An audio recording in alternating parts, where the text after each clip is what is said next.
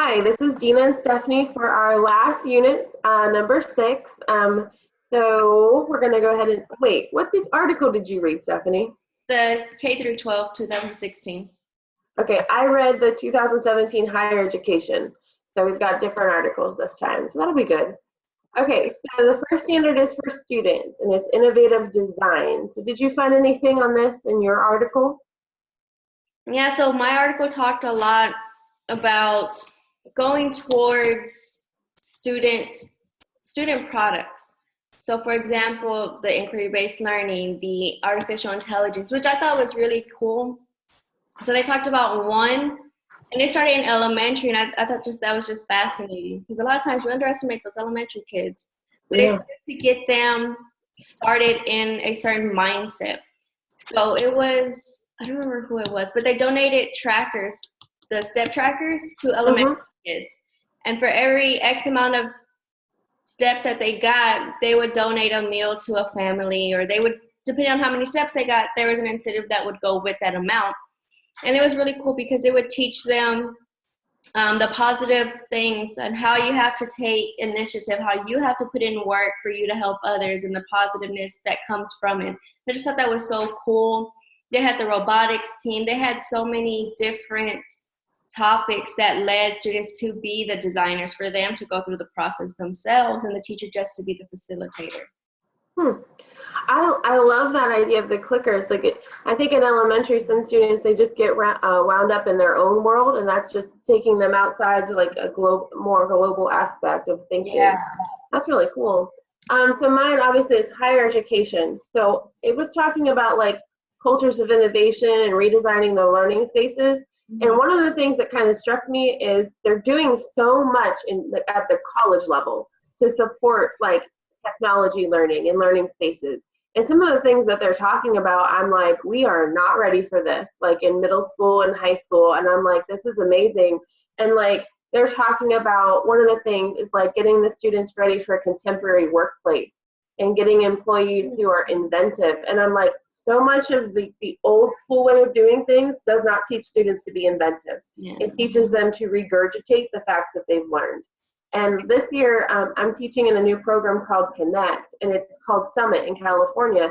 And it's all about teaching the students to learn. Like, we don't focus on the test taking part, we focus on reteaching students to learn. And I think I'm really excited because I think that's missing from like the regular education. And students, they're learning how to make their own goals, they're learning how to go into a project and make something that's going to show what they've learned.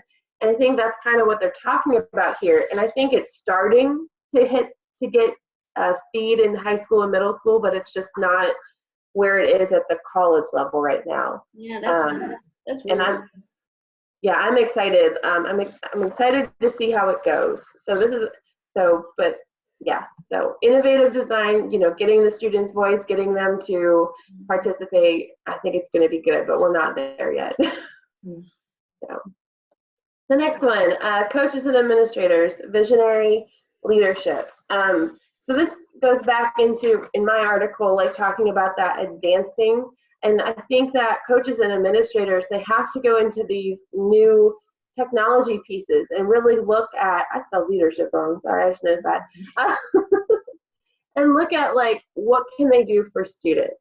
Getting outside forces involved. And they were talking about how like getting the students ready for the workplace, like working with businesses, getting them to come up with business plans.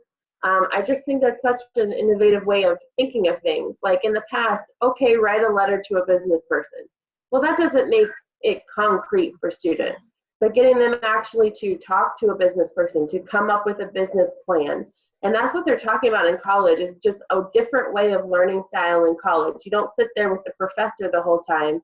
You're actually online and working with different products. And I thought that was really interesting. What about you? I agree.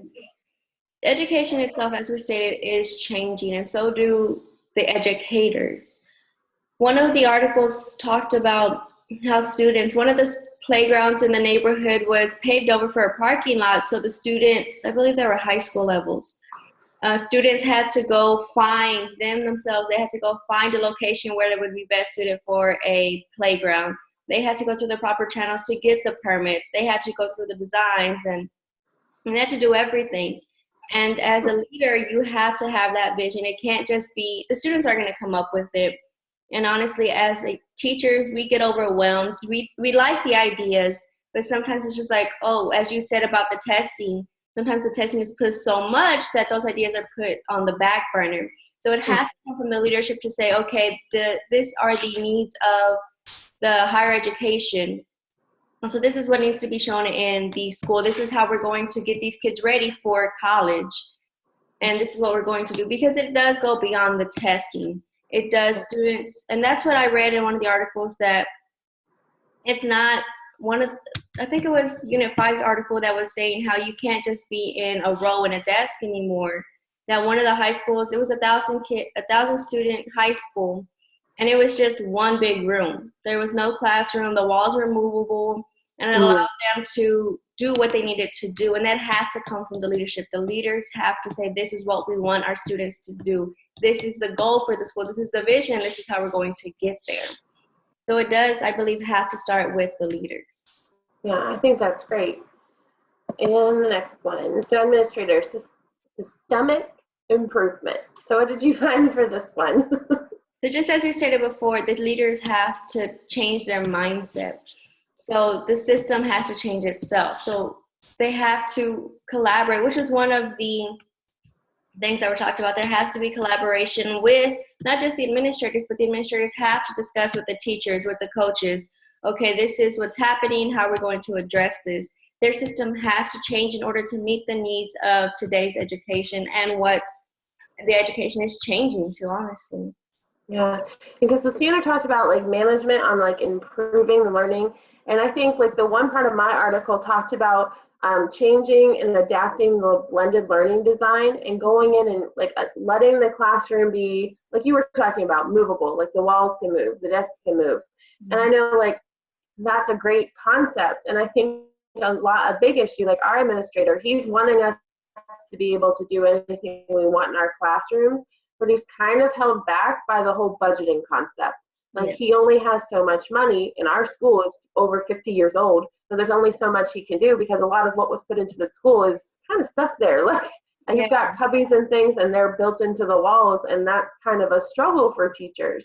And I think that, you know, if you have an administrator who's fully supportive of you, like I had one year who let me go in, paint all the walls, tear all the bookshelves out, completely redo it, but she had the budget for it. So I think that you have to have an administrator who is supportive, I think as far as they can be in terms of what they're allowed to do. And so I found a lot of stuff, like a lot of websites on here that talks about how you can, like different ways that they're trying to learn about how to manipulate learning styles. Like you said, you can't just sit in a desk in a row anymore. It's just not the way that students learn now. And it's not the way that we want them to learn, because we want them to be active in the future workforce, and it's just not going to be like that anymore. It's a different workforce now. So I think that plays a huge role. So I don't know if we have, nope, that's it. Okay, so thank you guys. We were, you know, I really enjoyed working with you, Stephanie, so I'm happy with how this all worked out, and anyone who wants to leave comments, let us know how we do. We appreciate it. Have a great day.